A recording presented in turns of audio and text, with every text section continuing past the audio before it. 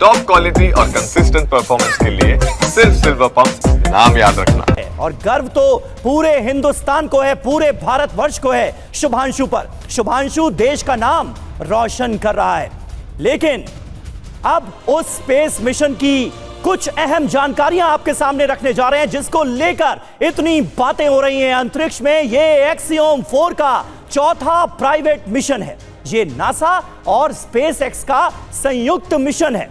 इस space mission में 4 देशों के 4 एस्ट्रोनॉट शामिल हैं। और ये देश कौन कौन से हैं ये भी आपको बताते हैं। ये देखिए पूरी जानकारी आपके सामने। मिशन में 4 देशों के 4 एस्ट्रोनॉट शामिल हैं।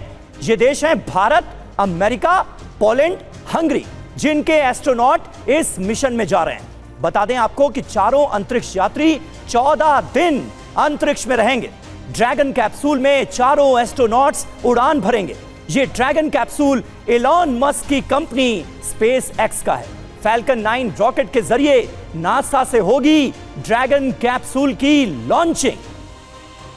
तो ये पूरी जानकारी शुभांशु के मिशन स्पेस को लेकर हमने आपके सामने रखी। और इस वक्त शुभांशु के मिशन पर दुनिया की नजर है। आईएसएस में कई तरह के प्रयोग करेंगे शुभांशु, इसलिए इस मिशन की इंपॉर्टेंस बहुत ज्यादा है। माइक्रो ग्रेविटी में कई एक्सपेरिमेंट करने का प्लान है। कमर्शियल स्पेस स्टेशन के लिए रास्ता भी खुलेगा इस मिशन के जरिए, इसलिए भी यह मिशन अपने आप में बेहद महत्वपूर्ण माना जा रहा है।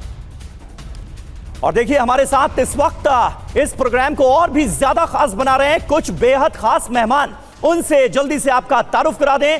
आज हमारे साथ हैं प्रोफेसर आर.पी. प्रजापति, प्रोफेसर हैं अंतरिक्ष विभाग के जेएनयू के। साथ ही साथ हमारे साथ जुड़ रही हैं पूर्व नासा वैज्ञानिक मिला मित्रा। मिला जी, स्वागत है आपका भी। दिनेश कुमार हमारे साथ मौजूद हैं, स्पेस एक्सपर्ट हैं। और एक बेहद खास मेहमान इसरो के फॉर्मर साइंटिस्ट मनीष पुरोहित हमारे साथ इस वक्त टीवी9 भारतवर्ष पर जुड़ रहे हैं। मनीष जी, पहला सवाल आपसे, ये कितनी बड़ी कामयाबी है लखनऊ के लाल शुभांशु शुक्ला की, जिन्हें इस मिशन में जाने के लिए चुना गया है, और ये मिशन अपने आप में भारतवर्ष के लिए कितनी इंपॉर्टेंस रखता है?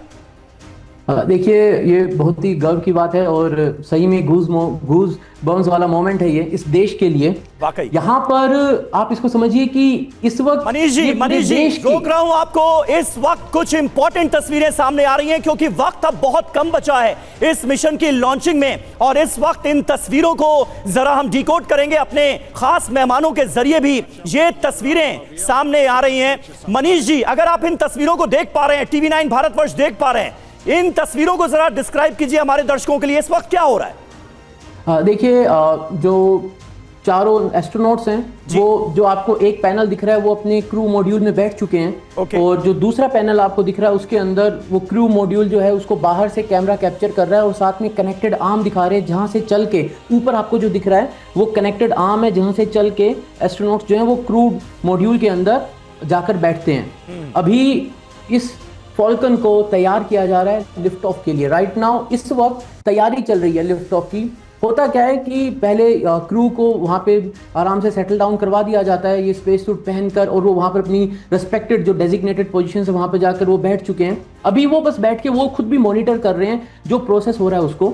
एंड अभी तो स्टिल तकरीबन 1 घंटा 45 मिनट का टाइम और लगने वाला है। यहाँ पर इसकी फ्यूलिंग होगी, इसके सारे सिस्टम चेक होंगे, सारे जो इसके बेसिक छोटे छोटे एलिमेंट्स होते हैं रॉकेट लॉन्च के, वो सब कुछ को एक बार कंप्लीटली थोरोली चेक किया जाएगा कि कहीं फिर से कोई प्रॉब्लम तो नहीं है। अगर कोई प्रॉब्लम होती है तो it can be very risky, क्योंकि हमारे पास यहाँ पर 4 एस्ट्रोनॉट्स भी इस मिशन के हैं। खाली ऐसा नहीं कि मिशन ही फेल होता है, यहाँ पर human life is also involve.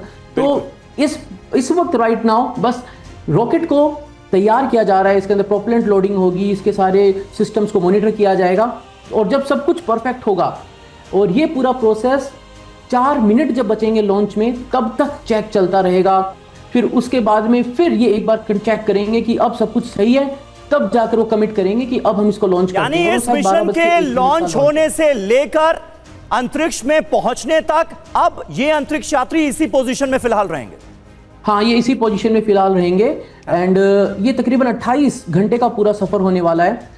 ये 12:01 पे लॉन्च होगा। 8 से 10 मिनट के अंदर जो इस रॉकेट की पहली स्टेज है वो अलग होकर वापस धरती पर आकर लैंड कर जाएगी। जो ड्रैगन मॉड्यूल है जिसको इंटरनेशनल स्पेस स्टेशन तक जाना है, वो ड्रैगन मॉड्यूल अलग होकर वो अपनी जर्नी पर चालू हो जाएगा जाने के लिए, और फिर वो तकरीबन 28 घंटे की पूरी जो सफर है उसको तय करके कल 4 साढ़े 4 बजे इंटरनेशनल स्पेस स्टेशन से डॉकिंग करेगा।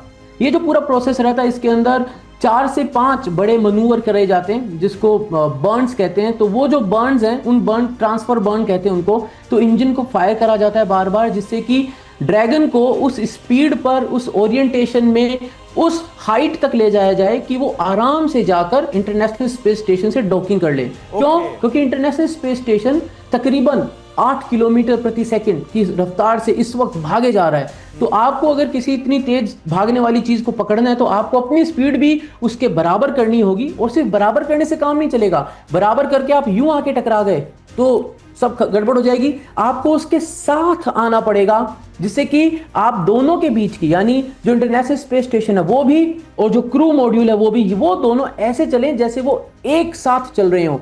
फिर जाकर क्रू ड्रैगन जो है उसको इंटरनेशनल स्पेस स्टेशन के सामने लाया जाएगा एंड वो अप्रोच करके डॉकिंग करेगा। और ये जो पूरा प्रोसेस है बहुत आराम से, इत्मीनान से किया जाता है, इसलिए ये थोड़ा लंबा। क्या बात है मनीष जी, क्या बात है, क्या जानकारी। आप जानकारी से लबालब स्टेटमेंट था आपका ये, और मुझे बिल्कुल ये आई एम श्योर कि TV9 भारतवर्ष के जितने भी दर्शक इस वक्त हमारे साथ जुड़े हुए हैं उनको बहुत ज्यादा रोचक और दिलचस्प जानकारियां इस मिशन के बारे में जानने को मिल रही हैं।